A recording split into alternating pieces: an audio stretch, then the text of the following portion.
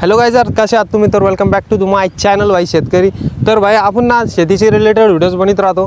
तुम्ही जे आमच्या चॅनलला सबस्क्राईब करून घ्या. आणि आज ना आपण आलो एका मित्राच्या वावरामध्ये. त्यांनी जे ना टमाट्याची लागवड केलेली तुम्ही बघू शकता. इकडं टमाट्याची जे लागवड केलेली प्लांटेशन वगैरे झालेलं आहे. पण काही झाडांना काय प्रॉब्लेम येते इकडं जवळ इकडं जे ना झाडं बस नाही आणि याच्याला आहे ना शेणखत वगैरे भरपूरपणे टाकलेलं आहे. आणि ड्रिप इरिगेशननं जे इथं सिस्टम पूर्ण याने तयार केलेलं आहे. आता याची लागवड झालेली 7 जूनला आणि आज चालू आहे 15 जून. आज आता काय टाईम आता उद्या तर आता 16 जून लागून, पण पाऊस काही येत नाही. पावसाचं यावर्षी जे थोडा शक्यता कमी सांगताय भाई. आता सगळं आपण तर बघा आपल्या काय हातामध्ये नाही. आता पाऊस तर येत नाही. वारा खूप सुटलेला आहे सध्या आता.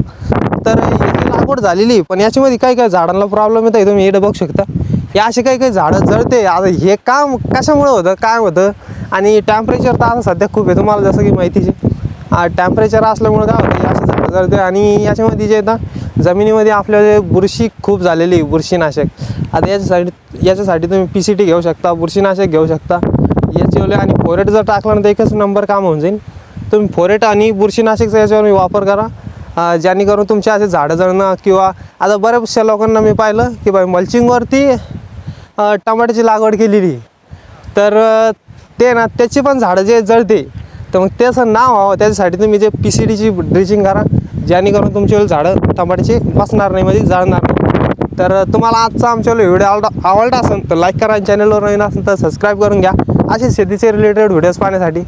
तर मी भेटतो